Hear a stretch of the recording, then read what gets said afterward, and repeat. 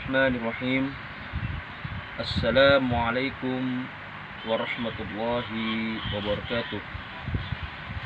Alhamdulillahilladzi katabal izzata wal karama liman ata'ahu wattaqahu. Asyhadu an la ilaha illallah wahdahu la syarika lah wa asyhadu anna Muhammadan abduhu wa rasuluh. Allahumma salli ala sayyidina Muhammadin al-fatih lima ulik wal khatim lima sabaq nasiril haqqi bil haqqi wal hadi ila suratikal mustaqim wa ala alihi haqqa qadrihi wa miqdarihi al-qadim, amma ba'du. Anak-anakku, semoga kita dalam ridha dan mendapatkan hidayah dari Allah Subhanahu wa ta'ala. Tidak ada kata yang paling indah kecuali kata syukur kepada Allah Subhanahu wa ta'ala. Dan inilah kata yang pernah diucapkan oleh Nabiullah Sulaiman yang diabadikan dalam Al-Quran oleh Allah.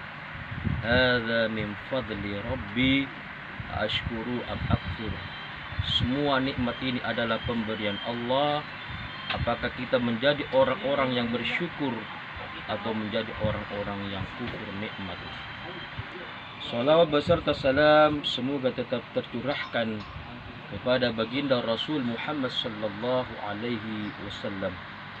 Anak-anakku yang dimuliakan oleh Allah Subhanahu wa taala, bulan ini, hari ini kita melaksanakan ibadah puasa, sebuah perintah Allah yang termaktub dalam Al-Quranul Karim sebagaimana firman Allah, ya ayyuhalladzina amanu kutiba alaikumus syiyam kama kutiba alal ladzina min qablikum la'allakum tattaqun.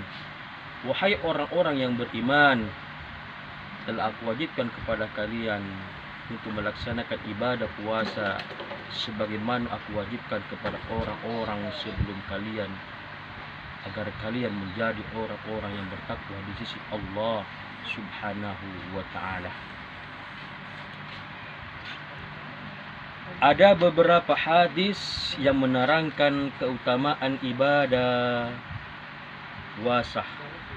Pertama, dari Abi Hurairah radhiyallahu anhu qala Rasulullah sallallahu alaihi wasallam, man soma Ramadhana imanan wa ihtisaban ghufira lahu ma taqaddama min dhanbi. Barang siapa yang melaksanakan ibadah puasa dengan iman, dengan keyakinan kepada Allah dan mengharapkan ridha dari Allah, wa ihtisaban ghufira lahu ma taqaddama min dhanbi, maka Allah ampuni dosa-dosanya. Luar biasa.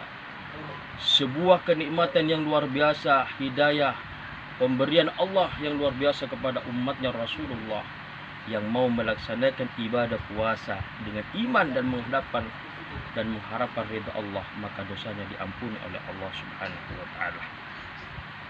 Yang kedua adalah sebuah hadis dari Rasulullah sallallahu alaihi wasallam, al-jannatu mustaqatun li arba'ati anfar. Sesungguhnya surga itu merindukan, memanggil-manggil kepada 4 golongan, dan salah satunya adalah as-shaim, orang-orang yang berpuasa di bulan Ramadan. Dan orang-orang yang melaksanakan ibadah puasa Ramadan, maka nanti dia akan masuk ke dalam pintu surganya Allah, pintu surganya Allah yang bernama Ar-Rayyan. Yang ketiga, keutamaan ibadah puasa adalah idza jaa min syahri Ramadan futihat abwabil jannah wa qafalatin abwabin nar wa ghallaqatil syayatin.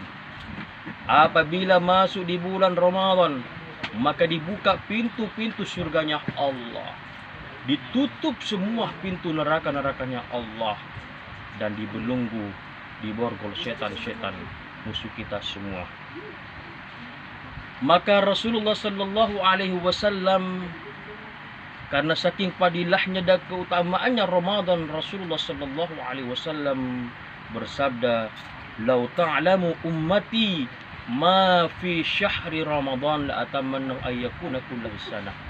seandainya umatku tahu fadilah keutamaan yang ada di bulan Ramadan, maka umatku akan meminta kepada Allah seluruh bulan, semua tahun yang ada, maka dijadikan bulan Ramadan. Kenapa? Karena di bulan Ramadan Allah akan mengampuni dosa-dosa kita bagi orang-orang yang mau bertobat kepada Allah. Ibadah yang kita lakukan akan dilipat gandakan pahalanya, dan doa-doa akan dikabulkan oleh Allah Subhanahu wa taala. Saudaraku yang dimuliakan oleh Allah, anak-anakku yang dimuliakan oleh Allah. Maka apa yang terjadi, kata Rasulullah sallallahu alaihi wasallam, "Idza jaa min akhiri syahr Ramadan baqiyatil malaikah."